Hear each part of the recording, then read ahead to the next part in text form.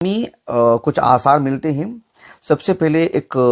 سلمان فارسی رضی اللہ عنہ سے مروی ایک اثر ہے، اور اگر اس کی استنادی حیثیت دیکھیں گے تو وہ سلمان فارسی رضی اللہ عنہ پر موقوف ہے سند کے اعتبار سے، لیکن اگر سندن یہ صحیح ہو، انشاءاللہ یہ صحیح ہے، میں جسے آگے تفصیل سے بتاؤں گا، تو اس اعتبار سے یہ معنن مرفوع ہوگا، یہ اس لیے کہ جہنم سے متعلق ایک بات کہی جا رہی ہے جس کا تعلق عقل اور رائے سے نہیں ہے۔ سلمان فارسی رضی اللہ عنہ سے ایک اثر ملتا ہے ہمیں، جو تقریباً مفسرین نے اس آیت کریمہ کی تفسیر میں اس کو ذکر کیے ہیں۔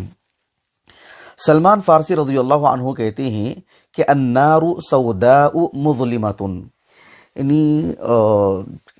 واقعتاً سبحان اللہ، ایک ہر مسلمان، ہر انسان جو مسلمان ہیں، جو جسے جنت اور جہنم پر ایمان ہے، ان سب باتوں سے جو ہے مطلب ایک طرح سے جو ہے دل میں لرزہ طاری ہو جاتا ہے۔ انہوں نے کہا، سلمان فارسی رضی اللہ عنہ نے، کہ النار سوداء مظلمۃ، یعنی یہ جو آگ ہے مکمل جو ہے کالی ہے، اور جو ہے مطلب مکمل تاریکی ہی تاریکی، یعنی آگ جس طرح سے اندھیرا ہے، ہم جسے آگ سلگاتے ہیں تو بالکل اجالا ہو جاتا ہے، سب چیزیں نظر آنے لگتی ہیں، جبکہ جہنم کی آگ سے متعلق کہا گیا کہ النار سوداء مظلمۃ، جہنم کی جو آگ ہے بالکل کالی سیاہ، اور اس میں جو ہے مطلب تاریکی ہی تاریکی، لا یضیء جمرها، اس کے جو شرارے ہوتے ہیں، اس کے جو چنگاریاں ہوتی ہیں، اس میں روشنی بھی نہیں ہوتی۔ یہ عجیب و غریب بات، لا یضیء جمرها، یعنی جہنم کی جو آگ ہے، آگ کے جو شرارے ہوں گے، آگ کے جو یعنی چنگاریاں ہوتی ہیں، اس میں وہ روشنی نہیں ہوگی، اس میں جو ہے مطلب کسی طرح کا اجالا نہیں ہوگا۔ اللہ اکبر، سبحان اللہ العظیم۔ ولا يطفأ لهبها، اور اس کی جو شعلے ہیں وہ بہرحال یعنی بھڑکتے ہی رہیں گے، اس میں زیادتی رہے گی۔ کلما خبت زدناهم سعیرا، جیسے کہ اللہ تعالیٰ نے سورۃ الاسراء کے اواخر میں بیان فرمایا کہ اس میں صرف بھڑکاؤ ہی بات رہے گی، اس میں مطلب کمی والی بات نہیں ہوگی۔ یہ کہا سلمان فارسی رضی اللہ عنہ نے کہ النار سوداء مظلمۃ لا یضیء جمرها ولا يطفأ لهبها۔ یہ قول سنانے کے بعد سلمان فارسی رضی اللہ عنہ نے اس آیت کریمہ کو پڑھا کہ کلما ارادوا ان يخرجوا منها من غم اعیدوا فیها وذوقوا عذاب الحریق۔ سلمان فارسی رضی اللہ عنہ کے حوالے سے یہ جو قول ہمیں ملتا ہے، حدیث کی چند ایک کتابوں میں یہ قول جو ہے مطلب بیان کیا گیا ہے، جیسے کہ حافظ ابو بکر ابن ابی شیبہ رحمہ اللہ کے جو المصنف ہے، اس کے بالکل آخری کتابوں میں صفت الجنت والنار یا صفت النار، اس سے متعلق میں باب ذکر النار مستقل ایک کتاب ہے، اور بہت کچھ آپ جو ہے آثار لے کر کے آئے ہیں، اس میں سلمان فارسی رضی اللہ عنہ کا یہ قول بھی آپ اپنی سند سے لے کر کے آئے ہیں۔ سند کس اعتبار سے ہو، اس میں کیا کچھ کلام ہے، وہ بھی میں آپ کو بھی بتاؤں گا انشاءاللہ۔ اسی طرح سے ایک معروف عالم دین 3 صدی ہجری کی ابن ابی الدنیا، جو علمی دنیا میں ابن ابی الدنیا سے معروف ہیں، محمد ابن عبداللہ ابن ابی الدنیا سے معروف ہیں، 280 پر 1 ہجری سنہ وفات ہے، کئی کتابیں ہیں ان کی، شاید آپ کو ویڈیو میں اگر نظر آ رہی ہو تو یہاں پر رکھا ہوا ہے پورا ان کا موسوعہ الحمدللہ، تو اس میں ان کی ساری کتابیں یکجا ہیں۔ اس میں صفت النار مستقل ان کا ایک رسالہ ہے، اس میں بھی یہ روایت وہ اپنی سند سے لے کر کے آئے ہیں۔ البتہ امام ابن جریر الطبری رحمہ اللہ بھی اپنی سند سے یہ قول ذکر کی ہیں، لیکن سلمان فارسی رضی اللہ عنہ کا اس میں نام نہیں ہے۔ کہاں آ کر کے وہ سند رکی ہے اس کا میں آگے ذکر کروں گا انشاءاللہ، تاکہ تفصیل سے آپ کو بات اچھی طرح سے سمجھ میں آ سکے۔ امام ابو عبداللہ الحاکم رحمہ اللہ اپنی المستدرک علی الصحیحین میں بھی اس روایت کو لائے ہیں، تو حدیث کی متعدد کتابوں میں یہ روایت موجود ہے۔ امام حاکم رحمہ اللہ نے اس سند کو، اس حدیث کو یا اس اثر کو اپنی سند سے نقل کرنے کے بعد آپ نے کہا، ھذا حدیث صحیح علی شرط الشیخین ولم یخرجہ،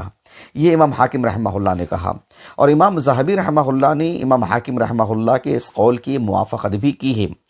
مصنف ابن ابی شیبہ کا جو میں نے ابھی حوالہ دیا آپ کے سامنے، آپ کو جو پیچھے نظر آ رہی ہے نا پیچھے نظر کتاب مصنف ابن ابی شیبہ،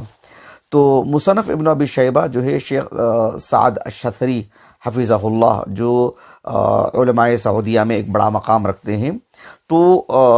ان کی تحقیق سے یہ جو ہے کتاب چھپی ہے تقریباً 25 جلدوں میں۔ انہوں نے اس روایت پر جو حکم لگائے، کہا کہ صحیح۔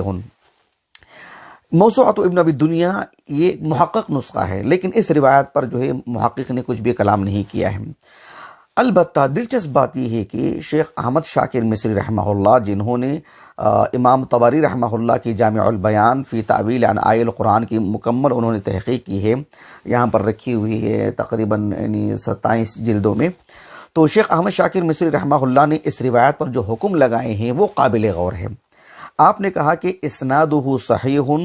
ان سلم من تدلیس الاعمش، یہ بات آپ نے لکھی ہے، اس لیے کہ سلمان فارسی رضی اللہ عنہ، دیکھیں حالانکہ تفسیر طبری میں سلمان کا نام نہیں ہے رضی اللہ عنہ، اس سے پہلے ہی سند وہاں آ کر کے مطلب وہیں پر رکی ہوئی ہے، آگے سلمان کا نام اس سند میں نہیں ہے جسے امام طبری نے لائے ہیں رحمہ اللہ۔ سلمان فارسی رضی اللہ عنہ سے اس روایت کو نقل کرنے والے جو صاحب علم ہیں وہ علمی دنیا میں کنیت سے مشہور ہیں ابو ظبیان۔ ابو ظبیان ان سے روایت کرتے ہیں سلیمان ابن مہران الاعمش۔ ہم اس ترتیب سے بات کرتے ہیں۔ سلیمان ابن مہران الاعمش رحمہ اللہ سے روایت کرنے والے ابو معاویہ ہیں محمد بن خازم، لیکن وہ اکیلے نہیں ہیں، امام اعمش رحمہ اللہ کے تلامذہ کی ایک لمبی فہرست ہے، وہ ان اصحاب علم میں سے ہیں جن کے تلامذہ کی کثرت ہے، یعنی بلکہ اس کو طبقات میں تقسیم کیا گیا ہے۔ سلیمان ابن مہران الاعمش رحمہ اللہ مرکزی راوی ہیں۔ سلیمان ابن مہران الاعمش رحمہ اللہ الکاہلی 147 ہجری سن وفات ہے، صغار تابعین میں سے ہیں۔ حدیث کا ایک طالب علم اس بات سے اچھی طرح واقف رہتا ہے کہ سلیمان ابن مہران جو علمی دنیا میں امام اعمش سے معروف ہیں علماء کوفہ میں سے، اپنی علمی جلالت اور عظیم المرتبت عالم دین اور اپنی متعدد مناقب رکھنے کے باوجود آپ مدلس راوی ہیں، بحیثیت ایک راوی کے تدلیس کرتے ہیں۔ ابن حجر رحمہ اللہ نے اس کی نشاندہی کی ہے، دیگر اصحاب علم نے بھی۔ تو یہاں اس سند میں شیخ احمد شاکر مصری رحمہ اللہ نے جو اس حدیث پر حکم لگائے ہیں وہ یہی کہ اسنادہ صحیح ان سلم من تدلیس الاعمش، یہی آپ نے لکھا ہے کہ امام اعمش رحمہ اللہ کی اگر تدلیس سے یہ چیز مطلب سالم رہے، یہ روایت دیگر طرق سے وغیرہ، تو پھر یہ حدیث سندن صحیح ہے۔ اس میں بات یہ ہے کہ امام اعمش رحمہ اللہ مدلس ہیں، ہاں مدلس ہیں، لیکن آپ کی تدلیس سے متعلق تھوڑی سی تفصیل بھی ہے۔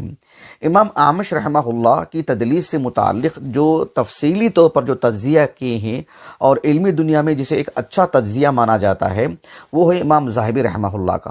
امام ابو عبداللہ ذہبی رحمہ اللہ 748 ہجری سن وفات ہے آپ کا،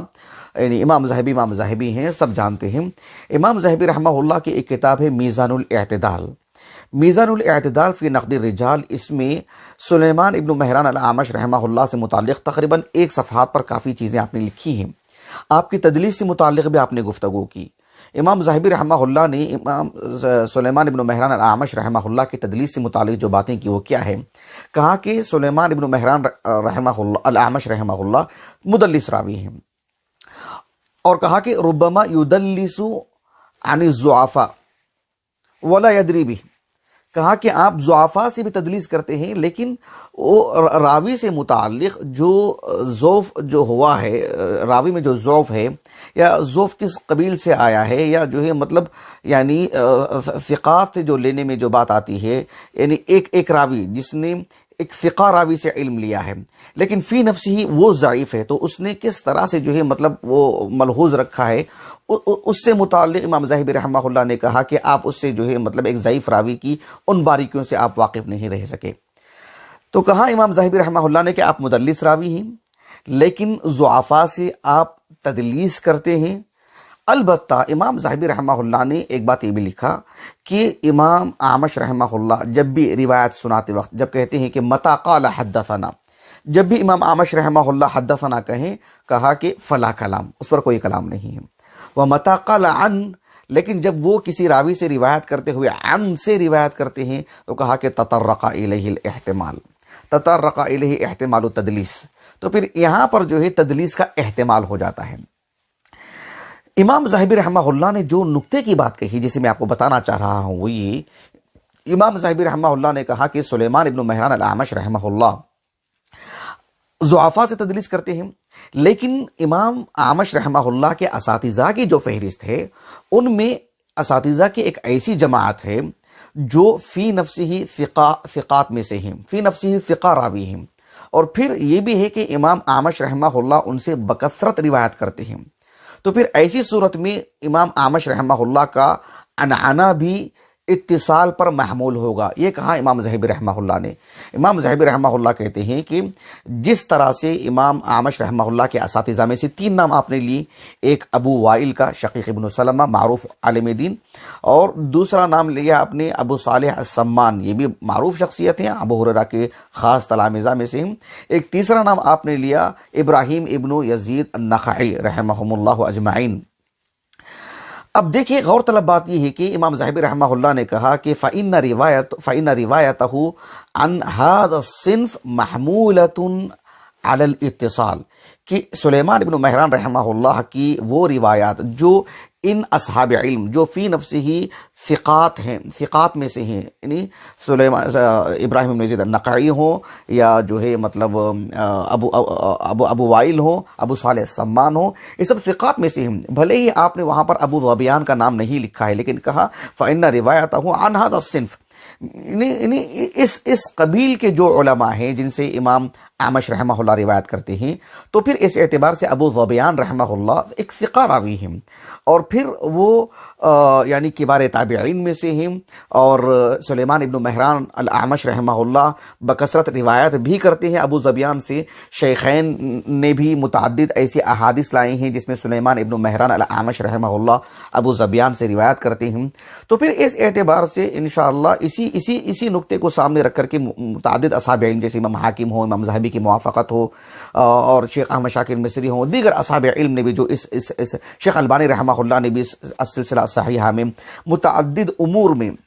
متعدد احادیث کی تخریج کرتے ہوئے جن میں ایسے بھی آثار لے کر کے آئے ہیں جو سلیمان ابن مہران الاعمش ابو ظبیان سے اور وہ سلمان الفارسی سے روایت کرتے ہیں، اور جو ہے شیخ البانی رحمہ اللہ نے ان پر جو ہے یعنی ان کی تصحیح کی ہے، صحیح کہا ہے ان اسانید کو۔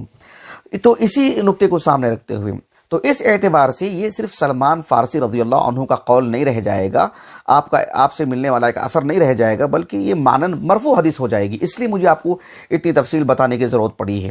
آپ دیکھیے سلیمان ابن مہران الاعمش رحمہ اللہ سے متعلق تو بات ہو چکی ہے، لیکن سلیمان ابن مہران الاعمش رحمہ اللہ یہاں پر عنعنہ کیے ہیں، لیکن وہ مضر نہیں ہے، جیسے کہ میں نے تفصیل سے آپ کو بتا دیا۔ ان کے جو استاذ ہیں ابو ظبیان جو کنیت سے مشہور ہیں، حسین نام ہے ان کا، حسین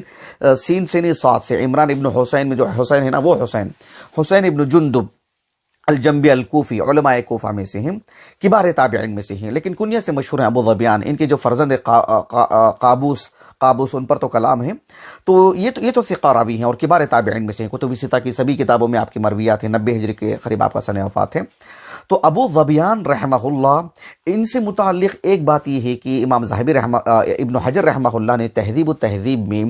امام شعبہ کے حوالے سے کہا کہ امام شعبہ رحمہ اللہ یعنی نکیر کرتے تھے، انکار کرتے تھے، آپ نے نفی کی کہ جو ہے ابو ظبیان نے سلمان فارسی رضی اللہ عنہ سے لم یسمع من سلمان، ایسے آپ نے کہا کہ آپ نے یعنی انکر شعبۃ ان یکون سمع من سلمان، یہ الفاظ امام ابن حجر کے رحمہ اللہ، تو گویا کہ امام شعبہ رحمہ اللہ نے نفی کی کہ ابو ظبیان کا سلمان فارسی رضی اللہ عنہ سے سماع ثابت نہیں ہے۔ لیکن کتاب الجرح والتعدیل جو ابن ابی حاتم الرازی رحمہ اللہ نے ان کے والد ابو حاتم الرازی کے جو اقوال آپ نے اہل علم روات سے متعلق جمع کی ہیں، اس میں ابو ظبیان سے متعلق ابو حاتم الرازی رحمہ اللہ نے